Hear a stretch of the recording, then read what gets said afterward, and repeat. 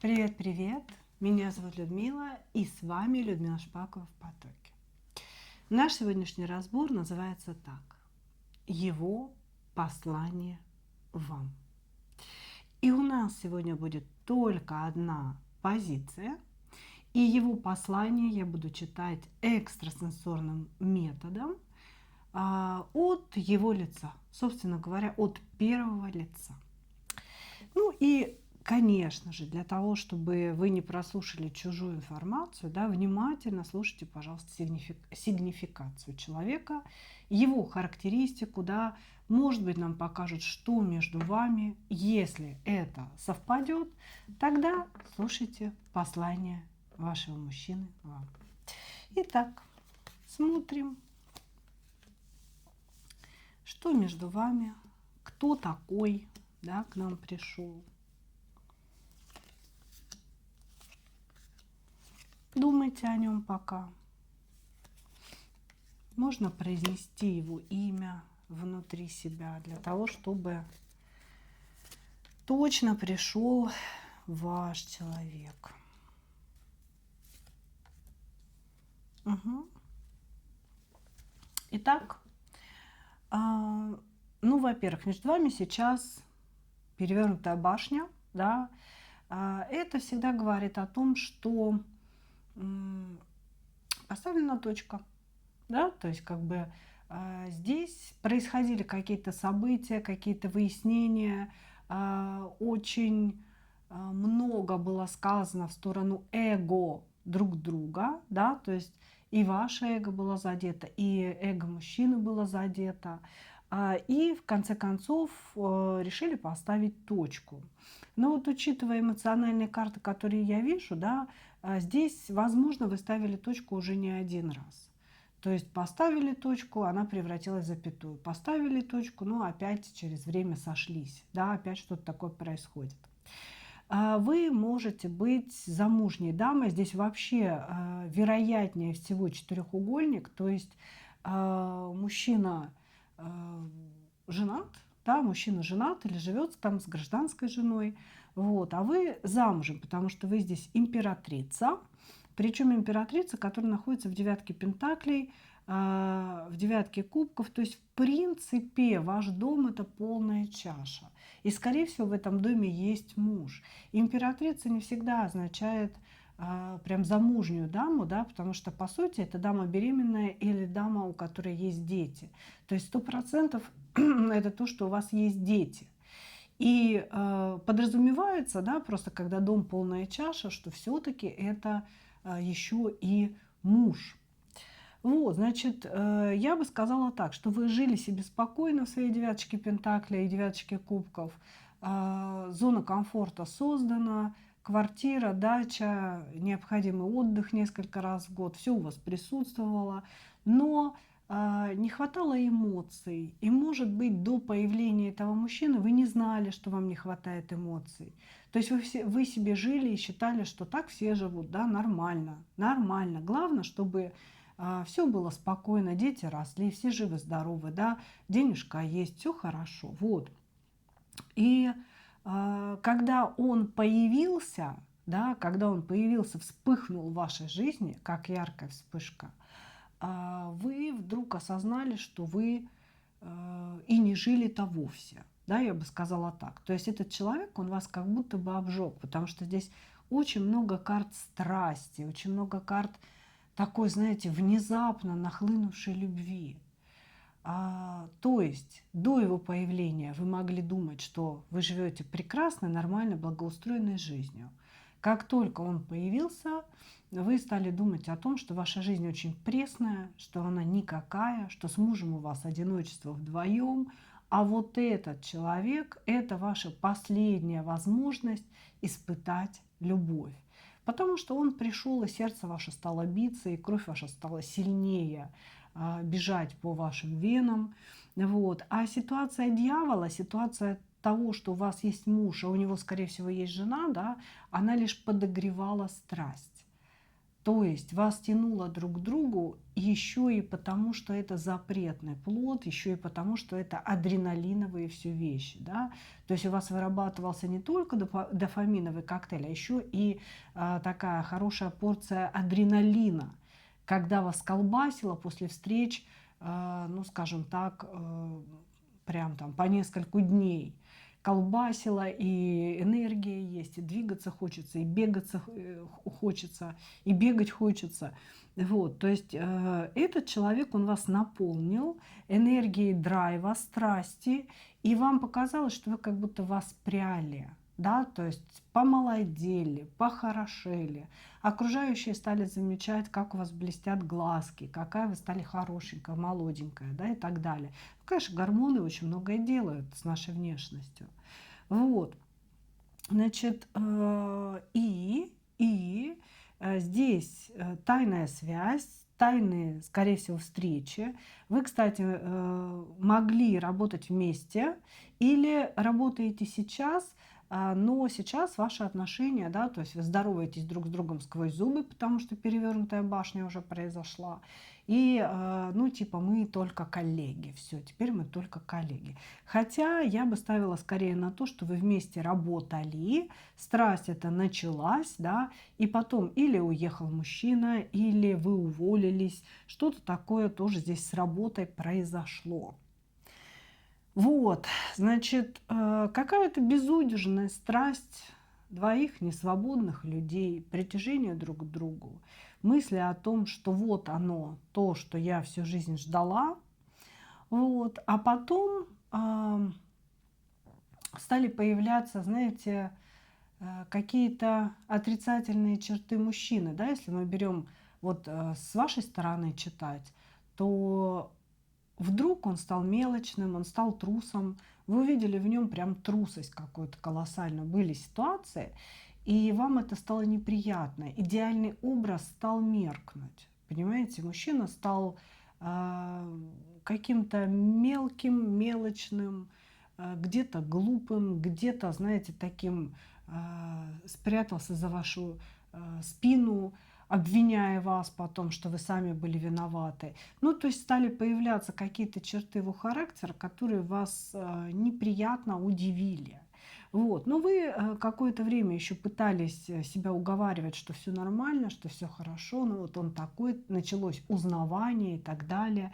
Вот. Вы здесь можете быть прям постарше, вот. Или же вы просто более мудрая, более опытный человек и более зрелая, потому что вы очень многие вещи ему прощали и простили, те вещи, которые вообще прощать нельзя, да, и человеку надо по мозгам настучать за такие вещи, которые он вытворял или же говорил. А вы поступали как взрослый человек, вы как будто бы опускали, да, какие-то вещи, которые он делал или говорил. Именно с позиции «я это вижу», но я выбираю на это не обращать внимания, потому что я адекватный взрослый человек. Я вижу не только поступок, но и мотивы, которые этот поступок спровоцировали. Ну, то есть вот так вы себя вели. Тем не менее, ваши отношения пришли к этой башне, да, это мог быть разговор, это могла быть очень бурная ссора. Учитывая вот эти карты, которые я вижу, да, здесь мужчина очень эмоциональный, он может, ну и вы здесь эмоциональная женщина, но мужчина может вот прям взрываться, и ощущение, что он себя не очень контролирует в процессе этих взрывных каких-то моментов, да, то есть он вас может оскорбить, унизить, заблокировать, там, я не знаю, позвонить вашему мужу, что-то рассказать. Ну, то есть вот он такой импульсивный, вот, и случился какой-то момент ссоры, выяснения отношений. Башня – это всегда про наше эго, про наше самолюбие, когда люди говорят друг другу правду, неприятную правду, да, то, что я действительно думаю, да, где-то я молчала и не говорила тебе, что ты такой дебил, да, а теперь я тебе по полной программе объясню, что ты и дебил, и дурак, и неудачник, и все остальное. То есть, как бы, Люди говорят друг другу очень неприятные вещи, которые задевают самолюбие, которые разрушают эго. Да, башня – это карта, которая снимает короны с людей, обнажает их истинную суть. Но не факт, что то, что вы думаете о мужчине, есть его истинная суть, да, или то, что он сказал вам, есть ваша истинная суть. Это просто вот в моменте эмоциональном озвучены были вот все претензии, скажем так. Произошел этот момент, и сейчас вы в молчании, вне общения друг с другом. Но так как башня у нас выпала, ну, практически первой картой, да, это говорит о том, что вас это очень сильно все тревожит. Обоих. Очень сильно тревожит эта ссора. Хорошо. Тем интереснее посмотреть его послание вам. Да, что он там пошлет-то вам. Сейчас послушаем.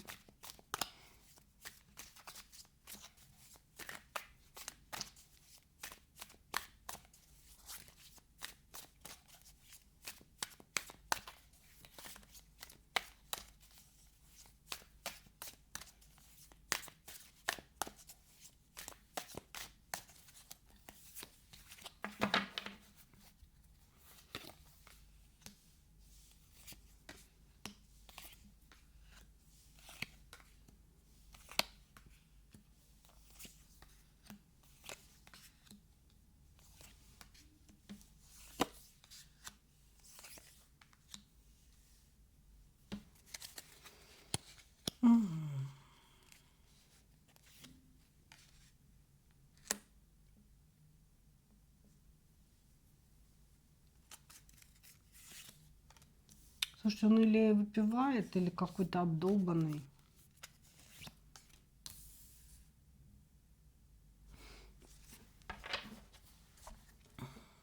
Ну, ладно.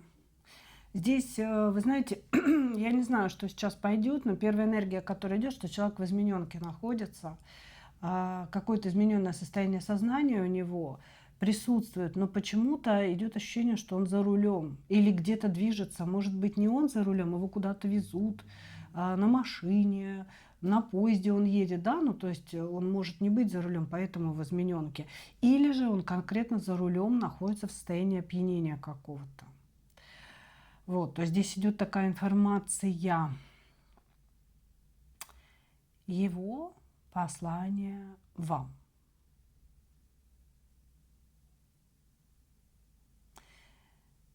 У меня были бабочки в животе. Давно вот такого со мной не было. Я как-то привык жить в борьбе, в чувстве долга, в ответственности.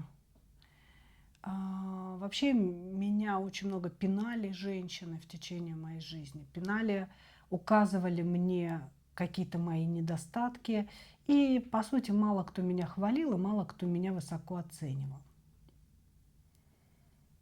И когда мы с тобой начали общаться, мне очень нравилось, что ты внимательная. Ты внимательная, понимающая и всегда была на моей стороне. Ты всегда пыталась показать мне, где я выигрываю, показать мне мои достижения, а не какие-то мои неудачи. И за это я тебе был очень благодарен. Может быть, я не говорил тебе об этом, но действительно это очень сильно, твое отношение ко мне очень сильно отличалось от отношения других женщин или, например, моей жены, да, которая достаточно жестка со мной. Ты подкупила меня именно тонкостью своей души, ее чувствительностью и тем, что ты как будто бы предугадывала, как именно нужно себя повести со мной для того, чтобы мне это понравилось. Я очень сильно расслаблялся рядом с тобой и вообще очень сильно расслабился по большому счету. Я не доверяю людям и очень сильно не доверяю женщинам, а вот рядом с тобой мне стало тепло и мне стало хорошо. И полетели настоящие бабочки в животе, которых не было уже очень-очень давно ни с кем. Бабочки в животе полетели. И Меня, конечно, понесло. До такой степени меня накрыло от тебя. Просто куда-то испарился весь мой разум, аналитический ум. И я как будто бы в какой-то момент перестал вообще думать о будущем, о последствиях, еще о чем-то, потому что все закружило, закружило, закружило, понесло. Я и не хотел думать ни о чем. И вообще, в принципе, я не хотел думать ни о каких семьях, ни о каких мужьях, женах, детях. Зачем мне это было нужно, если у меня внутри была какая-то невероятная энергия счастья, которой не было уже очень давно. Пожалуй, с молодости не было этой энергии. А я как будто бы, ты знаешь, родился заново, как будто бы крылья, что ли, какие-то отрастил. Мне захотелось сразу что-то делать, мне захотелось что-то достигать. А еще ужасно до боли захотелось новой жизни. Новой, не той, которой я живу. А захотелось просыпаться утром, видеть твое лицо, а не лицо жены. Захотелось видеть другие лица. Не буду говорить ни о ком плохо, но другие лица, не те, которые меня сейчас окружают. Как же мне тягостно от того, что они все меня окружают. От того, что я просыпаюсь и вижу все эти рожи. А хотелось видеть твое лицо. Потому что в какой-то момент, в миг ты стала важна. Невероятно важна для меня. Ты даже себе не представляешь, как. А возникло это просто из-за того, что ты была внимательна и тепла ко мне, и ты всегда была выдержана и всегда была на моей стороне. Я первый раз в жизни почувствовала не упрек, а как будто бы кто-то прижимается к моей спине. И я знаю, что я тоже защищен. Что у меня есть друг, который в случае, если нужно будет стрелять, будет подавать патроны. Я так чувствовала себя с тобой рядом. Ну и, конечно, это какая-то безудержная страсть, нереальная страсть, которая меня все время накрывала, да и что тут говорить, накрывает до сих пор. Она просто не поддается никакому контролю, как будто бы кто-то другой вселяется в меня и просто тянет, болит, жжет. Я даже не знаю, как это можно передать словами. Вот то, что происходит со мной. Ты знаешь, я ведь стал ненавидеть себя за то, как сильно я погрузился в тебя. Я стал себя ненавидеть за то, что я тряпка, и за то, что я не могу это все побороть, и не могу это все контролировать. Ты прости, я ужасно тебя ревновал, я ужасно тебя ревновал, я требовал, требовал, требовал. Я требовал, чтобы ты была только моей, хотя, ну, логика, ум говорили мне о том, что это все невозможно, что мы с тобой в очень двойственном, некрасивом положении оба, но безудержное чувство внутри меня тоже рвало меня на части. Ты прости мне, что я говорю тебе все эти слова не сейчас, а тогда, когда я сказал лишнего. На самом деле я вообще этого всего не думал. Это все от бессилия, это все от того, что я не знаю, кто я, что я. И вообще, зачем все это случилось с нами. Понимаешь? Я не знал этого. И от бессилия, от того, что меня изнутри рвет, а я не знаю, как это выразить. И по сути, хрен бы с ним, что не знаю, как выразить, да, я не знаю, что делать дальше. Я все время говорил себе, ты настоящий мужчина, ты должен принять решение, ты должен что-то предложить ей, потому что это то самое чувство, которое многие ждут годами, а некоторые не испытывают в течение, за целую жизнь, понимаешь? И я все время говорил себе, ты мужик, прими решение, сделай что-нибудь, но другая часть меня говорила о том, что не надо ничего менять, Пусть все будет так, как есть, ведь здесь комфортно, тепло, пусть болото, но теплое, комфортное, свое, можно упасть, как свинка, похрюкать в этой грязи. Я себя очень сильно корю на самом деле за то, что я не выбрал тебя, не сделал нужных шагов и не принял решения. Потому что все наши ссоры с тобой – это мое непринятое решение, я знаю об этом. Мой страх, моя трусость. И я просто не хочу этого признавать. Но ты должна знать, я признаю это внутри себя, в глубине себя. Я это признаю, но вряд ли я когда-то скажу тебе, но только если по пьяни, если напьюсь, и если смогу в этот момент сказать тебе об этом. Но я это осознаю. Я знаю, что я виноват. Я знаю, что я не справился. Я знаю, что я не смог. Ты была для меня тем светом, который направляет в темноте. Тем светом, за которым идут многие, но я, к сожалению, не смог сберечь этот свет. Я, к сожалению, не смог сберечь ни тебя, ни то, что вспыхнуло между нами. И не тот огонек, который вспыхнул у меня в душе. Улетели все мои бабочки. Бабочки улетели, а вот любовь осталась. Осталось глубокое осознание того, что я люблю. Но, к моему огромному сожалению, эта любовь не имеет такой силы, чтобы заглушить мою трусость. И чтобы я смог сделать какие-то реальные шаги. Вот и все. Да, я люблю, я могу смело сказать тебе об этом. Но этого недостаточно, чтобы я что-то изменил. Просто недостаточно. Поэтому, если говорить о выборе, наверное, мой сознательный выбор – это оставаться там, где я есть. И я понимаю, что ты не пойдешь больше на роль любовницы, на роль утешительницы бедного мальчика. Все это я понимаю, и мне от этого ужасно горько.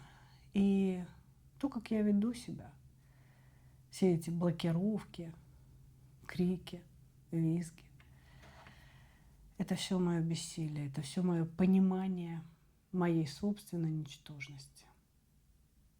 Поэтому ты прости меня. Я тебя люблю по-настоящему, но я тебя не выбираю. Я выбираю привычное, теплое, хлюпающее болото, где не нужно бояться, где не нужно делать каких-то шагов. Все привычно, понятно. Сегодня, завтра и всегда. Я упустила эту возможность. И я думаю, что даже если бы мне ее дали второй раз, я вряд ли бы схватился за нее и потянул. Наверное, если бы я знал, что будет, я обошел бы тебя стороной тогда. Я даже не стал бы подходить. Потому что теперь очень больно внутри. Горит, разрывает. Но я понимаю, что моего духа не хватает на то, чтобы делать какие-то реальные действия и на то, чтобы выйти из этого положения. Извини, но я не мужчина твоей мечты.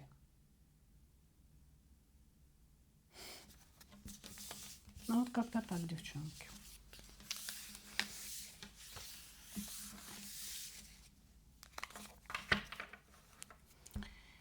Ну что, небольшой совет для вас. Что скажут высшие силы?